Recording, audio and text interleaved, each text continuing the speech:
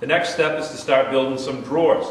I measure the inside of the face frame, and the manufacturer's suggestion for the type of slides I use is to subtract 3/8 of an inch from the inside, and that becomes a drawer width. I'm using hard maple. I've already planed down to 5/8 thickness, run a straight edge on it on the joiner, ripped it up, and then I chop it up to the sizes. The next step, what I'm doing right now, is I'm running this groove in the bottom of the drawer sides to accept the bottom of the drawer. To do that, I'm using the table saw with a dado head cutter. Run it through, have the groove in all 4 sides. The next step will be bring it over to the drum sander. Run both sides with the drum sander, take the chatter marks from the planer out. After that, we'll set up the dovetail machine.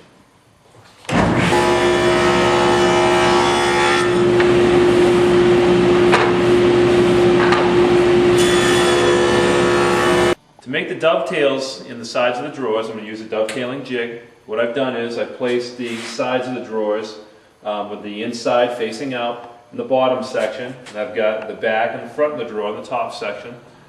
I reference this groove that I made towards the outside of the jig, which becomes the bottom of the drawer. My jig is wide enough so I can set both, all 4 pieces of the drawer in here at one time. I'll run my dovetails, shut off the router, flip everything around, spin it, do the other side, and then I'll be done. I'm going to use a router bit with a rub collar. The rub collar is going to ride inside the fingers of the jig and create the dovetails and pins to hold the drawer together.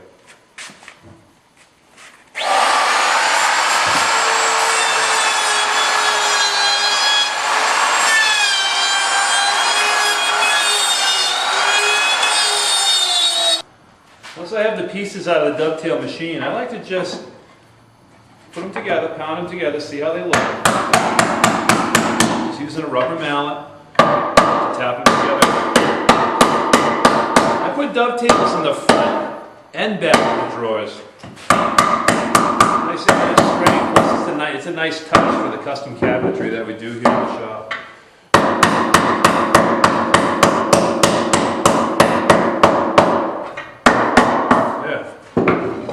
Dovetails in the front and the back. What I'll do now is flip it on its face. I can measure for the bottoms. With my pieces all dovetailed, what I've done is I've cut all the backs the same way I made the cabinet sides. I've already put glue on all the pieces. I started assembling one drawer box. What I'm going to do, slide the bottom in the grooves in the side,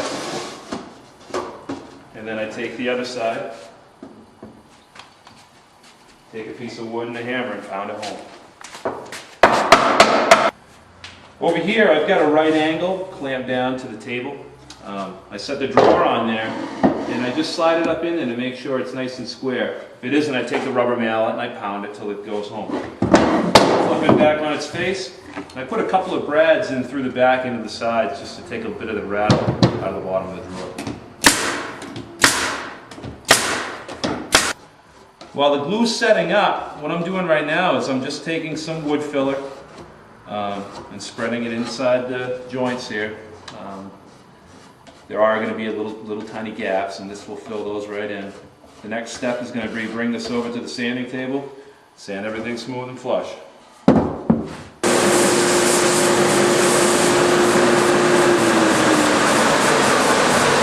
With the wood filler dry on the sides of the drawers, what I'm doing right now, I've got 60 grit paper on the edge sander, and I'm just pushing the edge of the drawer up against the sander to remove all of the wood filler and to make the pins and tails flush with the sides of the drawer. Because the edge sander can leave little fine lines, very minute lines in the sides of the drawers, what I do now is I'm going to take 60 grit in my random orbit sander. We got the drawers set in a vise. I'm going to sand it out with 60, progress through the grits until I get to 180.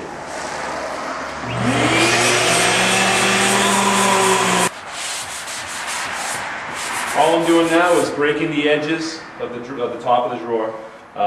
This drawer is done. I'm going to go put it with the others. The next step is to notch and bore the drawers for the slides. I use undermount soft close slides, so I've got to do a little to the back of the drawer in order to make the slides work effectively.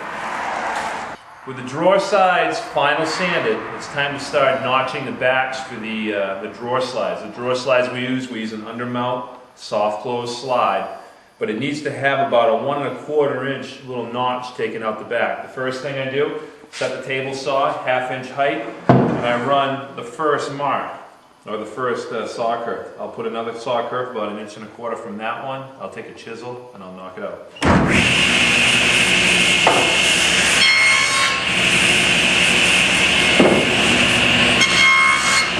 Using a 1 inch chisel, I'll just pound out the material between the relief marks. That leaves a space for the drawer slides to go. And now this little jig, I place it inside the drawer, manufacturer recommended, and drill a couple of holes to accept little clips in the back of the drawer slide.